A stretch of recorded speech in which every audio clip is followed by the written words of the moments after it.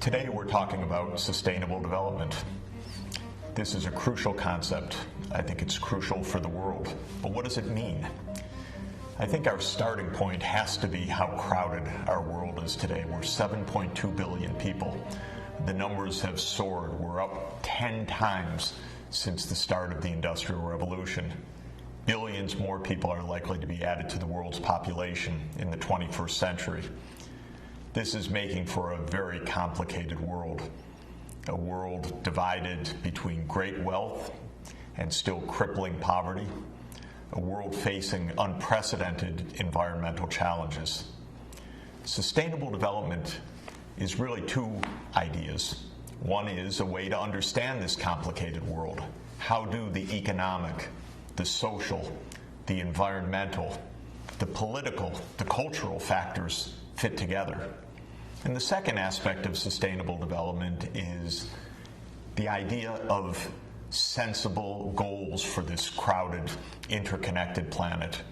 How do we make the world both prosperous, fair, and also environmentally sustainable so that our numbers and our economy don't overrun the physical planet itself? That's really the aim of the study of sustainable development. To understand the world, and of course, to help improve the world.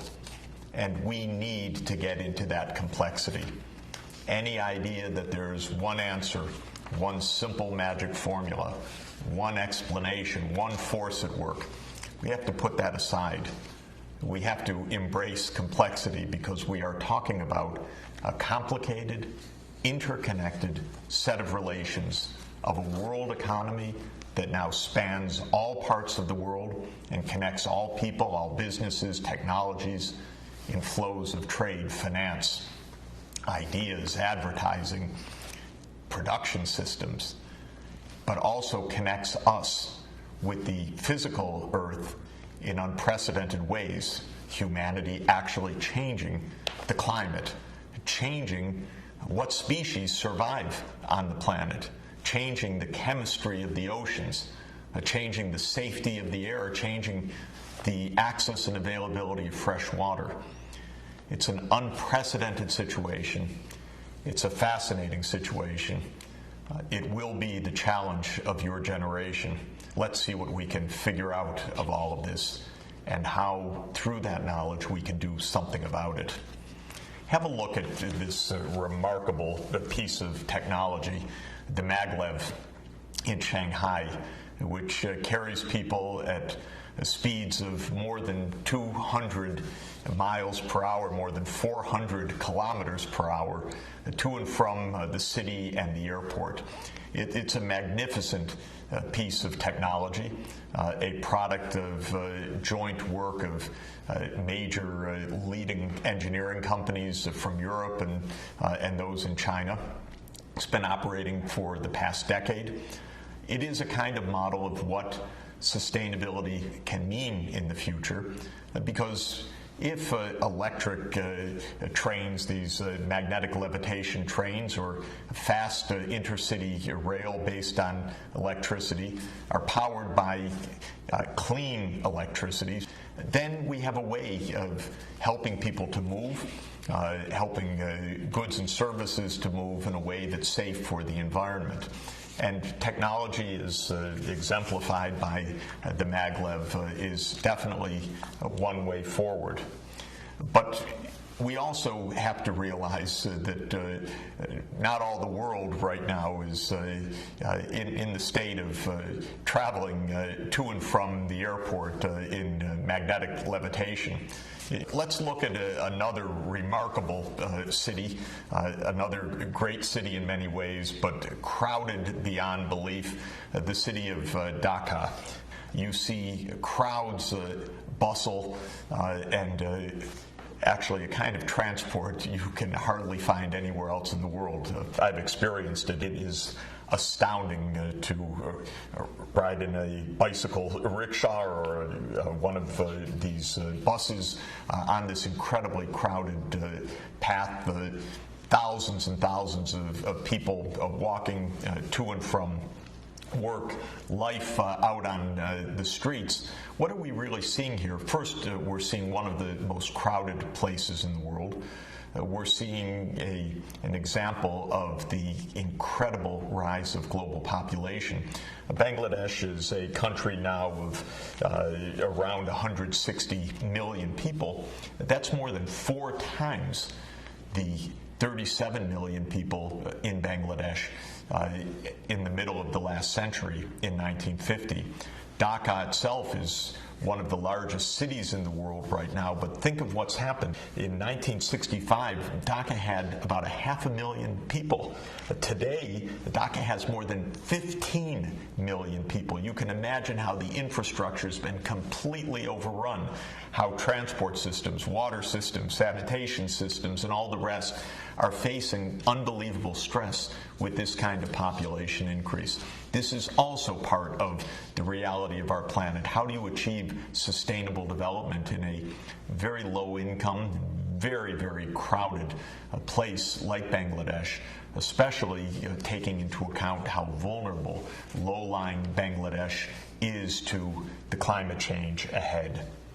So sustainable development for us, first, is a way to understand these complicated challenges. I think it's useful to think of there being 4 dimensions to that puzzle.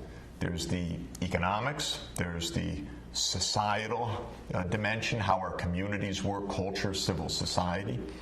There's the natural environment, and there's our political or governance systems. How do economic, social, environmental, and governance systems interact? The second way to think about sustainable development is not only as an analytical approach, one that takes a holistic view of society, but also as what we would call a normative or ethical approach, identifying goals for society. Sustainable development urges us to have a holistic vision of what a good society should be. Sometimes people say, well, good society is a rich society. But we know that can't quite be it, just to focus on the economics. If a country is rich on average, but all the wealth is held by very few people and most of the people are poor, I think most of us would say that's not a good society in the sense that we would aspire towards. So social inclusion is a second aspect of a good society, meaning that economic well-being is widely shared among different ethnic, religious, or racial groups in a country. It's shared between men and women, so there's gender equality. It's shared among regions of a country, so that there's not just one pocket of prosperity in a sea of poverty. A third aspect of what we would think to be a good society is one that is a good steward of the natural environment. We all know that if we break the physical systems of biodiversity, if we destroy the oceans, if we deforest the great rainforests, we're going to lose immeasurably. If we continue on a path that fundamentally changes the Earth's climate in a way that's unrecognizable for us in the way that humanity has developed, we're going to face grave dangers. So from a normative perspective, environmental sustainability certainly seems right if we care about the well-being of our children and future generations.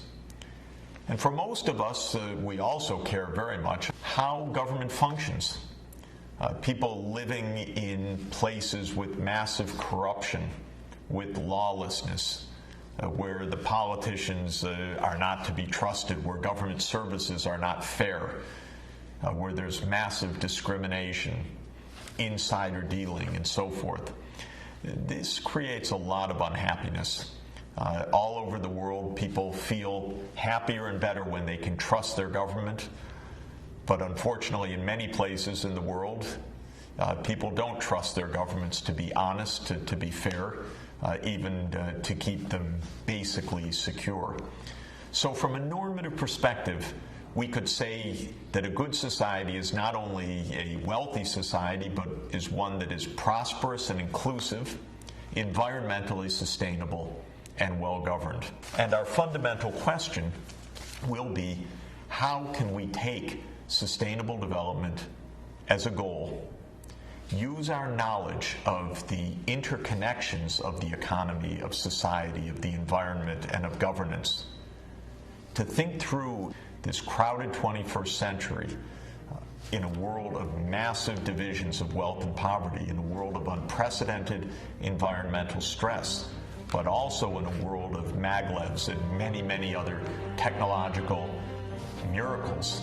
How can we find our way through this century to produce prosperity that is inclusive, that is sustainable, and that is according to decent governance with rule of law, transparency, and accountability? There are some very powerful ways forward to meet sustainable development as a goal, a shared goal for the planet.